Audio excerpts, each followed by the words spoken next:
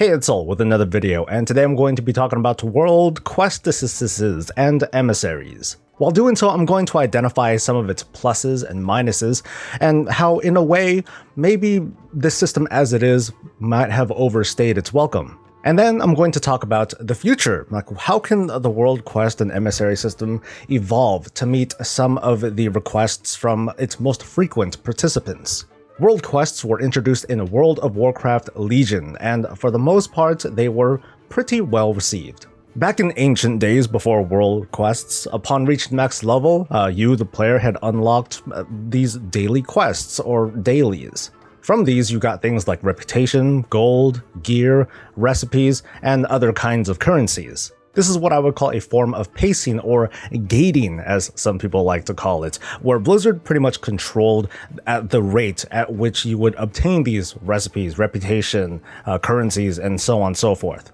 Over time, and with the introduction of world quests, came a pretty big shift in how players approached their endgame from a day-to-day basis. Instead of traveling to some set location, picking up a couple quests, and then executing on them, now, in this case the Broken Isles, it opened up in a very big way. Players then, as well as now, can go around the world, the game world, and pick and choose the kinds of world quests that they want to do or don't want to do, and they can get some random reward from it. On top of that, there is also a soft goal, which is where the emissary comes in. By completing a number of world quests, you fulfill those requirements, and then you turn in this emissary quests for an extra prize. There are pluses to the system. Like I said, you can farm as little or as much as you want, and the rewards themselves are dynamic.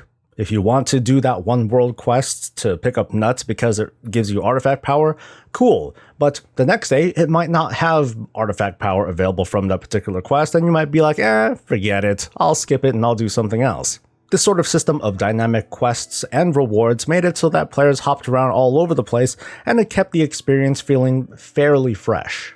There are a few minuses though. One that hits me personally is that world quests don't quite have the story narrative that the old system of dailies used to have, most notably with the Mists of Pandaria expansion, where you used to complete a couple of quests, and then you would have a nice little topper to give you an extra reward and to kind of conclude that daily sequence. Because you can farm for as much or as little as you want, there is a certain element of players who decide to go all the way and just farm everything on the map.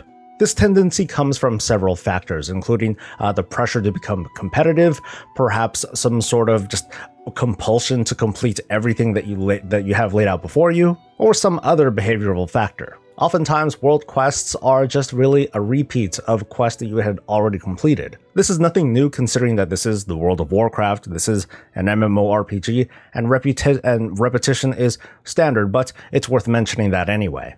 A more recent and fierce critique of the World of Warcraft, and this is in the context of the Battle for Azeroth expansion, comes from the now lost feature of being able to automatically join and create groups for outdoor content. There are exceptions though. There are certain quests to defeat rares or world bosses that initiate a form of automatic grouping.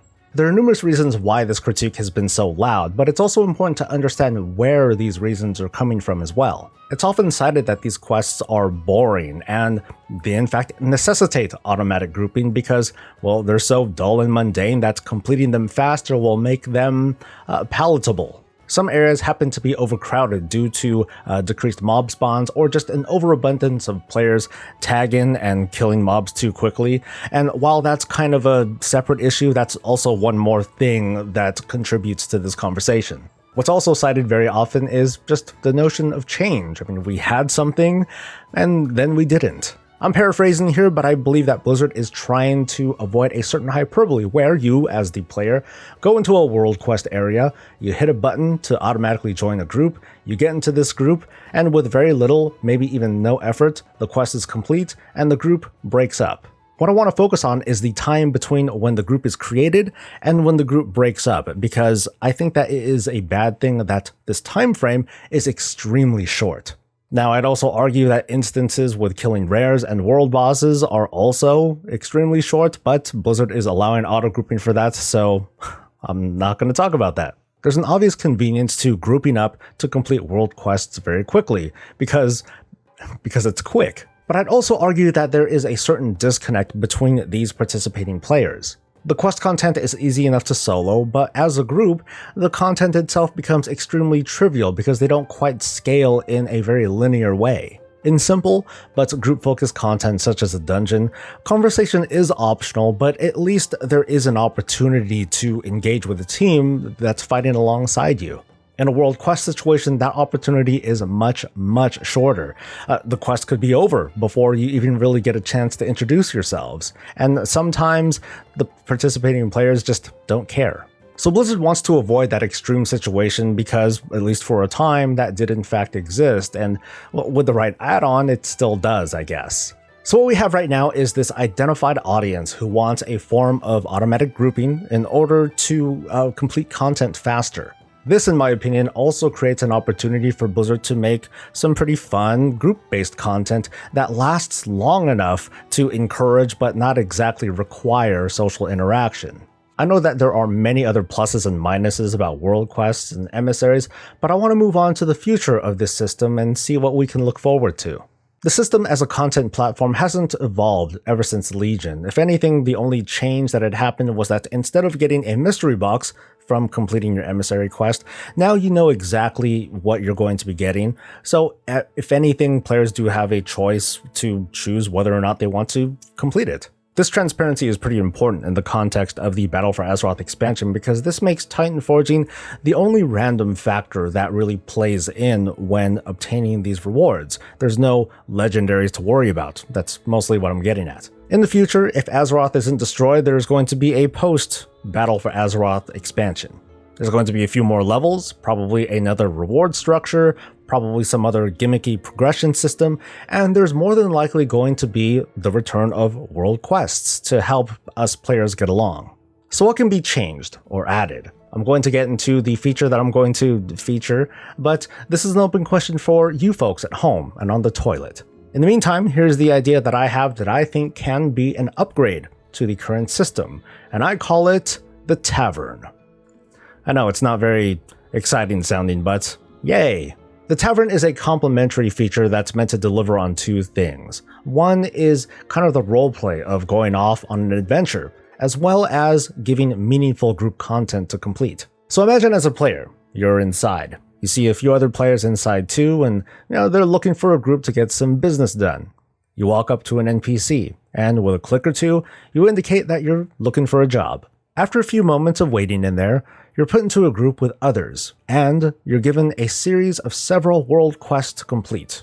And that's kind of it. Off you go with your merry band. What just happened? Now, when you queue up, you first choose between any emissary quest that you have not yet completed. We'll choose the Voldenai as an example, and because you're queuing up to complete the Voldenai world quests, you're going to be looking for a party of 4 other people who are also trying to complete this particular emissary. The searching function, as well as the content itself, is going to be role agnostic, but it's going to avoid crazy instances of pairing you, the DPS, up with 4 other healers or 4 other tanks. There's a little bit of roleplay element here with even the queuing process because you have to be in the vicinity of the tavern in order to get into a group. So literally within a small vicinity of the tavern, you're going to find other players who are also looking for groups.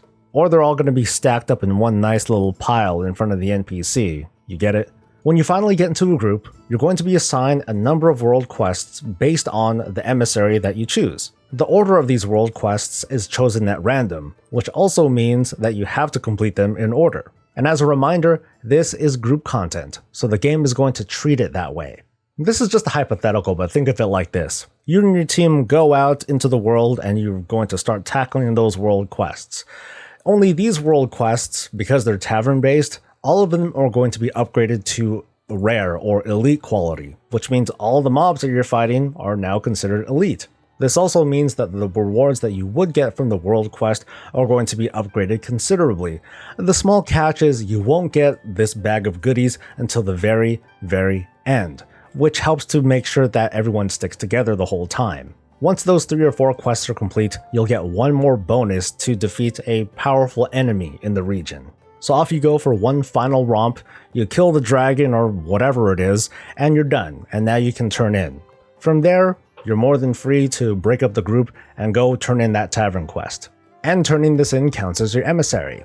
So the tavern is meant to nail on a few things. One is to fulfill the roleplay of going into the tavern and taking up a job, either for honor or for gold as a mercenary. There's the social aspect, which at the very least gives an opportunity for social interaction. There's also the additional challenge, as well as the increased reward to match it. And it at least gives a hint of a structure where you are completing objectives that lead up to a greater challenge. Finally, this delivers on one of the core things about the World of Warcraft, and that is the option. You can opt to not deal with people. You can just go lone wolf and do emissaries as you've always done.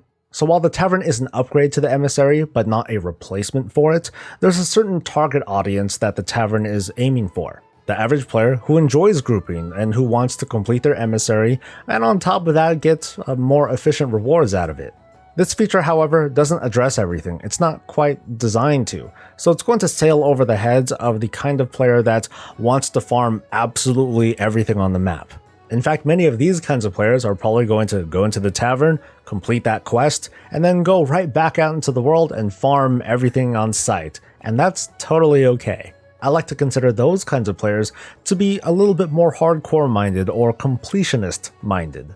There's a question of self-control and whether or not it is in Blizzard's better interest to limit the number of world quests that can be completed a day in an effort to kind of curb some of those conversations of having to slog through mundane content. But I do think that the Tavern is a pretty good catch-all for players who are interested in some group content, a little bit more social interaction, and a little bit more challenge going forward in the outdoor world. I admit that the system is anything but complete or perfect, but I want to see what you think about the spirit of this system and what it can offer. So if you don't mind, share your thoughts and feedback in a comment below, and, well, that's all I've got. Thank you.